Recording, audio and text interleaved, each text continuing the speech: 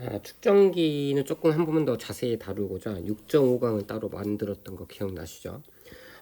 전기 용량을 꼭 단순히 이렇게 거리가 가까워지면 면적이 커지면 전기 용량이 커진다 이렇게 생각하지 마시고 이제 얘를 늘리고 줄였을 때 스위치를 닫고 늘리고 줄였을 때 혹은 스위치를 열고 축전기를 가까이 하거나 멀리 했을 때 면적이 커지는 건 어떻게 보면 당연한 거니까요.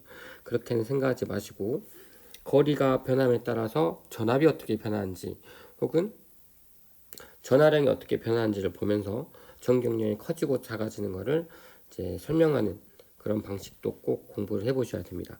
꼭 하셔야 돼요. 자, 그러시면 일단 스위치를 먼저 닫은 상태부터 한번 해보도록 하겠습니다.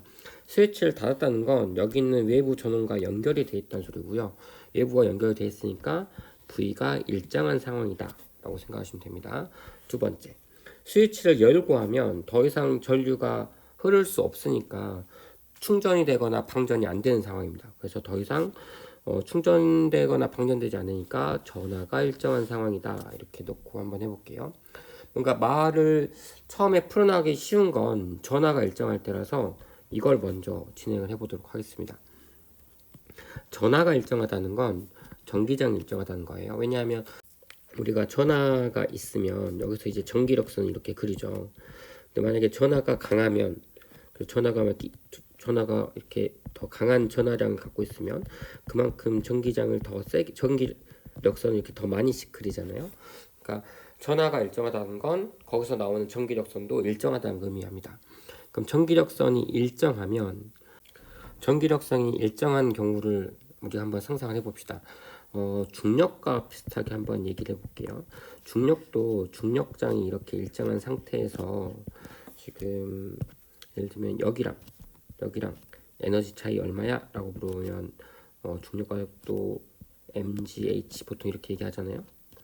그리고 여기서부터 여기까지 에너지 차이 얼마야? 라고 물으면 이렇게 또 mgh만큼 차이가 난다 이렇게 얘기를 하겠죠.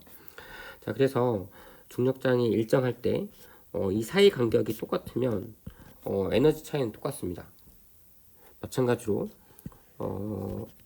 전기장이 있어요. 플러스 만약에 이쪽이 마이너스라서 이렇게 전기장이 걸려 있다고 해봅시다. 그러면 여기서부터 여기까지 정기적 위치 에너지 차이, 그러니까 전이차 이렇게 부르면 이게 얼마야 물어보면 이 거리랑 관련이 있어요. 여기서도 단위 질량당 에너지 차 하면은 m 지우고 gh 말하는 것처럼 여기서도 전이가 얼마야, 단위 전하당 에너지 차이가 얼마야 물어보면 전기장 곱하기 d 이렇게 얘기합니다. 그래서 보통 전이차가 전기장 곱하기 움직인 거리 이렇게 전이차를 얘기하기도 해요. 자, 그러면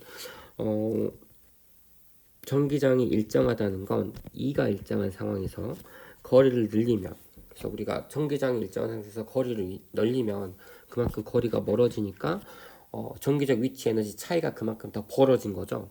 그래서 전이차가 더 커지는 효과가 발생합니다. 자, 그러면 전하는 일정한데 얘는 일정한데 전압은 커졌습니다. 그러면 우리가 전기 용량을 어떻게 정의했냐면 전압당 얼만큼 전기를 많이 모을 수 있어요인데 얘는 일정한데 지금 V는 증가한 꼴이잖아요. 결국 전기 용량은 작아졌다 이렇게 얘기를 할 수 있습니다. 반대로 그 간격을 줄이면 반대 상황이 되겠죠. 자, 이번에는 스위치를 열고 한번 해볼게요. 스위치를 열고 한다면 아까 말한 것처럼 전압이 일정해요. 그럼 전압이 일정한 상태에서 한번 얘기를 해볼게요. 아까 전기장이 일정한 상태에서 거리가 멀어지면 전압이 커진다고 했잖아요. 자, 근데 지금은 스위치를 닫았기 때문에 V가 일정해야 돼요. 그러면 거리를 이렇게 늘렸음에도 불구하고 전압을 유지해야 된다는 건 그만큼 전기장이 작아져야 된다라는 생각을 할 수도 있습니다. 다시 말하면 V를 유지하면서 간격을 늘리면 전기장이 그만큼 작아져야 된다는 겁니다. 근데 전기장은 누가 만들어요? 그 전기력선의 밀도, 이건 누가 만드냐면 전하가 만들죠. 그러니까 전기장이 작아졌다는 건 전하량이 작아졌다라고 생각할 수 있습니다. 결과적으로 같은 전압에서 지금 지금 건전지 연결해 놨으니까 전압은 바뀌지 않아요. 근데 간격을 늘렸더니 충전된 전압가 줄어들었습니다. 그럼 전기 용량이 작아진 효과가 발생하겠죠. 그래서 똑같이 스위치 그러니까 간격을 늘리면 전기 용량이 작아졌어요. 여기서도 전기 용량이 작아졌죠. 근데 이유가 다릅니다. 이유가 어떻게 다르냐면 지금 이 경우는 어떻게 다르냐면 우리 전기 용량이 결국에 단위 전압당 전하를 얼만큼 많이 모아요인데 지금 위의 상황은 얘가 일정이고요. 간격을 늘렸더니 얘가 감소한 상황이고요. 지금 아래 상황 똑같이 V분의 Q 이렇게 했을 때 지금 이 상황에서는 얘가 전류가 못 오르니까 얘가 일정한 상태에서 전압이 증가해서 전기 용량이 작아졌다 이렇게 대답해야 합니다. 그래서 어떤 식의 논리로 그렇게 가는지 한번 천천히 다시 한번 각자 필기하면서 자기만의 논리를 한번 꼭 찾아보시기 바래요. 그리고 하나 더, 유전체를 넣으면 어떻게 될 겁니다.